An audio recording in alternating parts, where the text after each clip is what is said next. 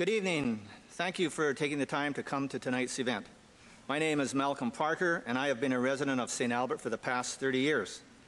I am running for City Council because I am passionate about the City of St. Albert, and I share your strong sense of community pride.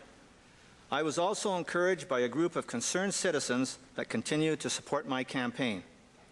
I believe we can build a stronger council through change. We need councillors like myself that understand issues, have strong business and community experience, and most importantly, walk the talk. I have a proven track record which includes 36 years with Imperial Oil and running my own environmental and safety management company.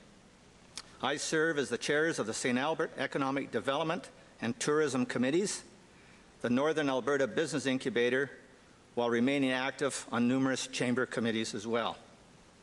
It is through this involvement with community leaders and residents that I believe our city needs a new direction. My vision, St. Albert becomes a balanced, affordable, and sustainable city and a destination of choice for business residents and visitors.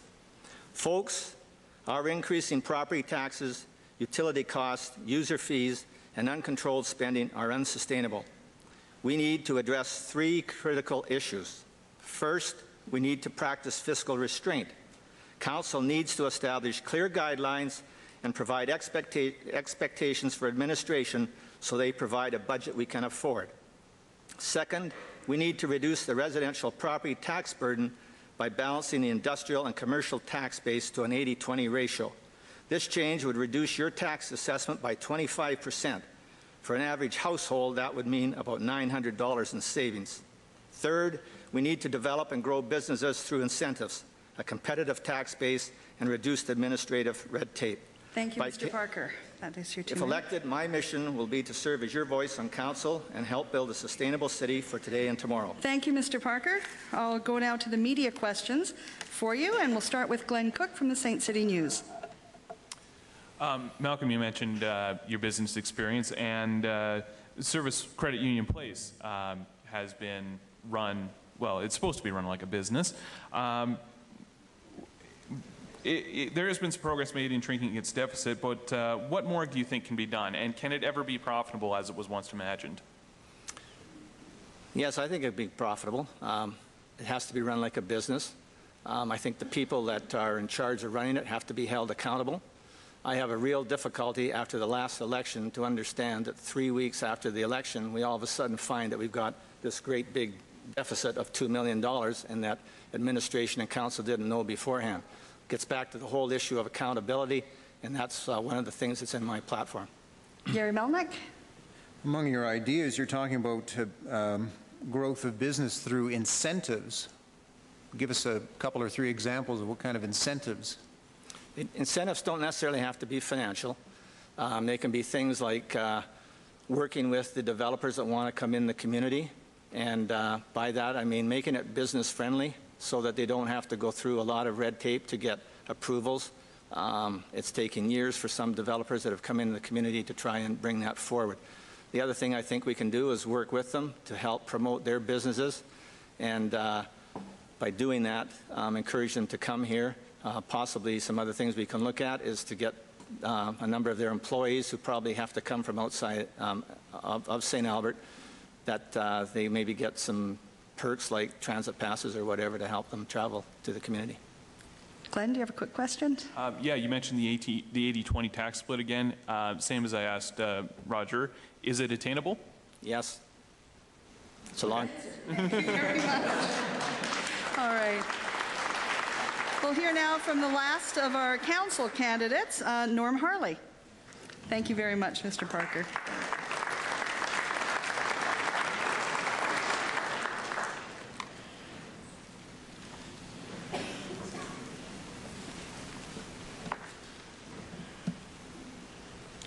Your 2 minutes starts right now. Thanks, Eileen.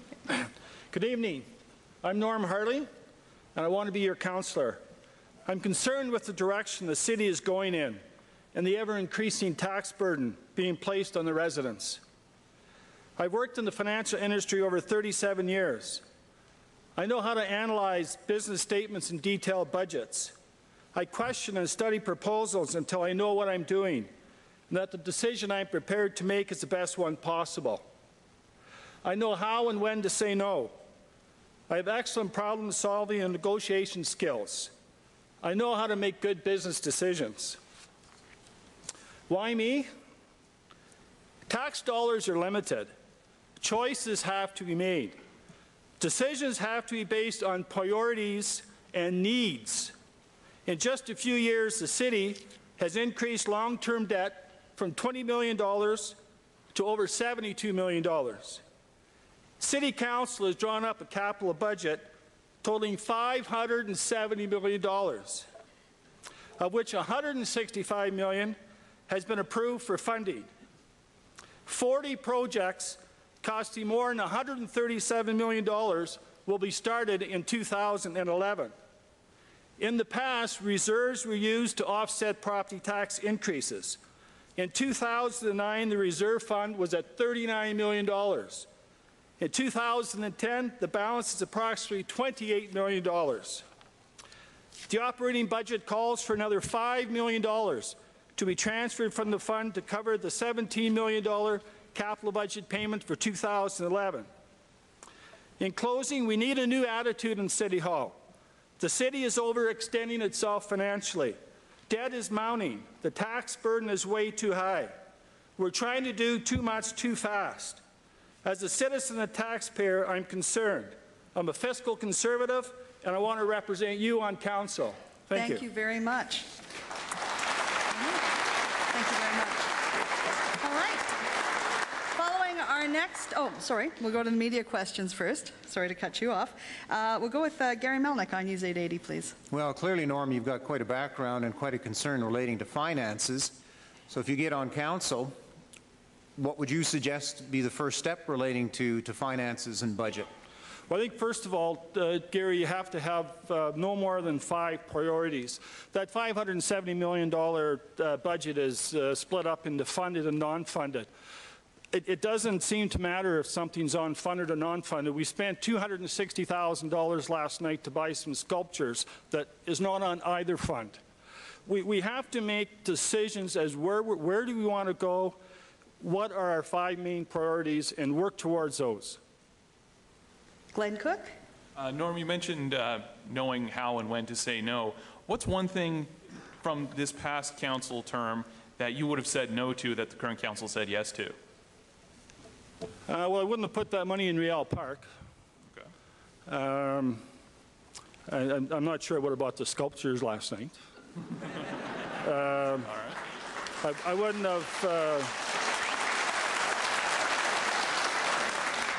I wouldn't have started Ray Gibbon Drive without the money from the province. Handshake deals just don't cut it. I wouldn't be the putting in all the services for residential areas paid by the taxpayer and try to collect it back as the properties sell. We have to start getting builders to put up lines of credit, letters of credit, whatever. It shouldn't always be on the back of the taxpayer. Gary, it's always you I seem to say this to. Do you have a quick question? The question is, you have some concern about 70 Arlington, and you have said that the number of units indicates council really doesn't know how best to proceed. So what's the best way to proceed once council gets elected on 70 Arlington? Well, first of all, Arlington Drive should be left as green space. It should not have any type of development on it. If you're going to have affordable housing in any community, you have to sit down with the residents in that area first and find out what's going to work, what's going to fit with them, rather than come out and say it's going to be 63, 58, 34, 24, 18. And I'm sorry, our time is up. Okay. Thanks. All right. Maybe that will be addressed again later. All right. All right. Following our next presentation, we'll start taking questions from the floor. But last up, we have Nolan Krause, Mayor of St. Albert.